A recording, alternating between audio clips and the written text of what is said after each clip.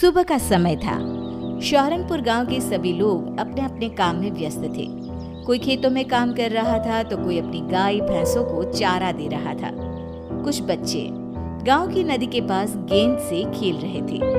खेलते खेलते तभी सोनू के हाथ से गेंद नदी में गिर जाती है। सोनू, तूने मेरी गेंद फेंकी है नदी में तो तू ही लाकर देगा। पर मैंने जानबूझकर तो नहीं फेंकी, तुम सबने देखा। मुझे कुछ नहीं पता, मुझे बस मेरी गेंद चाहिए। अरे छोड़ो ना, तुम दोनों एक गेंद के पीछे लड़ाई क्यों कर रहे हो? एक गेंद ही तो है ना, दूसरी खरीद लेंगे। वो गेंद मेरे मामा शहर से मेरे लिए लाए थे, जो इसने अभी अभी नदी में फेंक दी।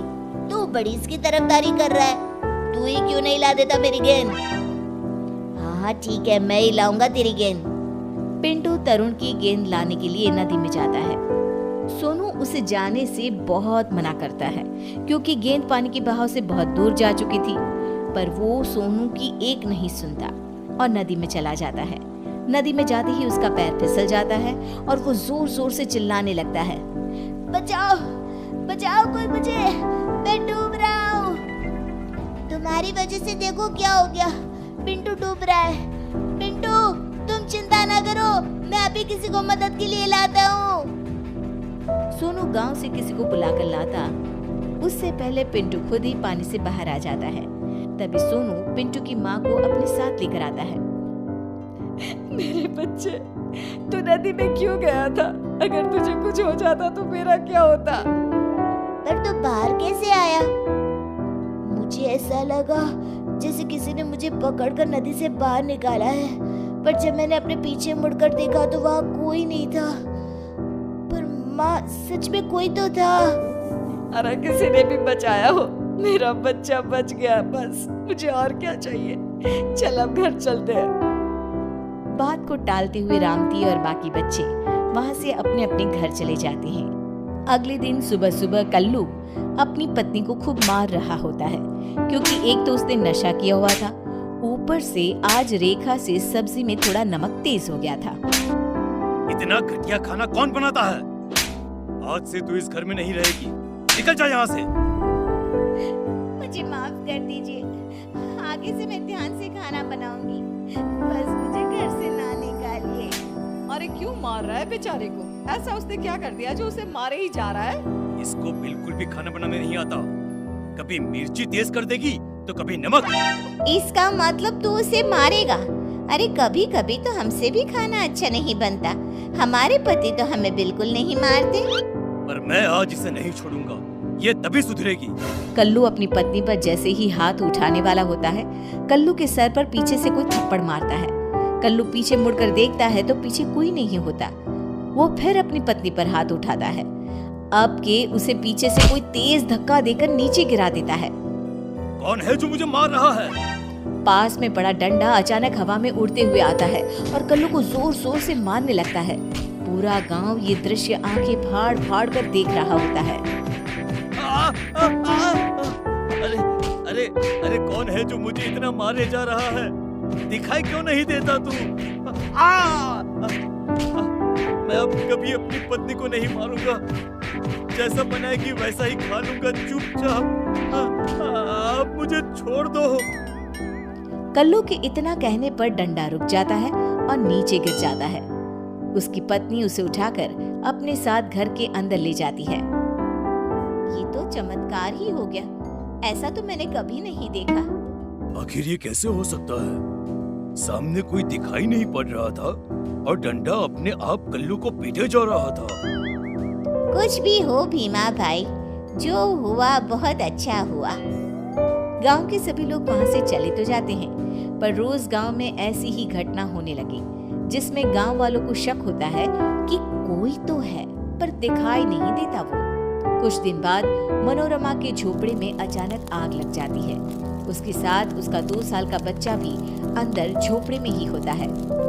बचाओ बचाओ, कोई हमें! आग आग! अरे गांव वालों, मनोरमा बहन के झोपड़े में आग लग गई है, जल्दी आ जाओ। अगर इस आग को जल्दी से नहीं बुझाया तो मनोरमा और उसका बच्चा इसी आग में जलकर मर जाएंगे। उसका पति भी घर पर नहीं है, अरे वो तो खेत पर है। बातें बनाना बंद करो और जल्दी से इस आग को बुझाओ, जल्दी करो। आग इतनी तेज थी कि काबू में नहीं आ रही थी। हे भगवान बचा ले, अब तेरा ही सहारा है, मेरे बच्चे को बचा ले। तभी एक जोर का झोंका आता है आंधी का, धूल भरी, उसमें ढेर सारी रेत और मिट्टी थी। गांव वाले अपनी अपनी आंखें बंद कर लेते हैं क्योंकि आंधी में उन्हें कुछ भी दिखाई नहीं पड़ रहा था। तभी वो धूल भरा झोंका मनोरमा के झोपड़े से टकराता है। मिट्टी और रेत की वजह से आग बुझ जाती है और मनोरमा अपने बच्चे को लेकर बाहर आ जाती है। ये तो चमत्कार ही हो गया, एक पल में आंधी आई और आग बुझाकर चली गई। ऐसा लग रहा है जैसे जानबूझकर किसी ने वो आग बुझाई हो। कोई तो था जिसने मेरी और मेरे बच्चे की जान बचाई, पर वो दिखाई नहीं दिया। ये हमारे गांव में क्या हो रहा है? कोई तो है पर वो हमें दिखाई क्यों नहीं देता? काकी ने बिल्कुल सही कहा। इस गांव में कभी भी कोई मुसीबत हो तो वो तुरंत आकर उसे बचा लेता है, पर कभी किसी ने उसे देखा नहीं, बस महसूस किया है। अरे मैं तो कहता हूँ, क्यों न हम सब मंदिर के पंडित के पास चले। हाँ, ये सही रहेगा।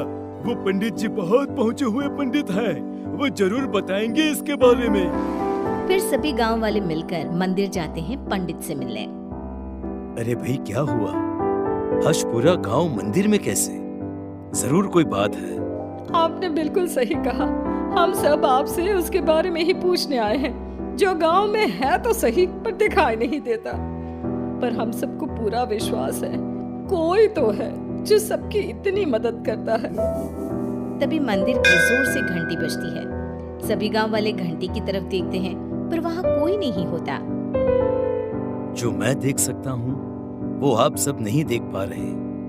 वो घंटी किसने बजाई, ये सोच रहे हैं ना? हाँ पंडित जी, फिर वही कोई दिखाई क्यों नहीं देता? आपको तो सब दिखाई दे रहा है, तो बताइए ना, कौन है वो? कौन है? वो भूत है, उसी ने घंटी बजाई है और वो बिल्कुल मेरे सामने खड़ा है। भूत का नाम सुनते ही सभी हैरान रह जाते हैं। पंडित अपने लोटे से जल लेकर भूत के ऊपर डालता है। तभी वो भूत सभी को दिखाई देने लगता है। सभी उस भूत को देखकर डरने लगते हैं। इस भूत से तुम सबको डरने की कोई जरूरत नहीं। आगे की कहानी अब तुम ही बताओ इन सबको।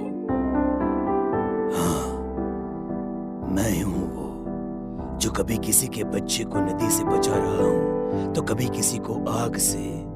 वो सब मैंने ही किया है और ये सब मैं इसलिए कर रहा हूँ क्योंकि मुझे अपनी गलतियों पर बहुत पछतावा है। मैं वही चोर हूँ जो अक्सर गांव में चोरी किया करता था। मैंने बहुत से घरों को लूटा था। ये सब उसी का प्रायश्चित है।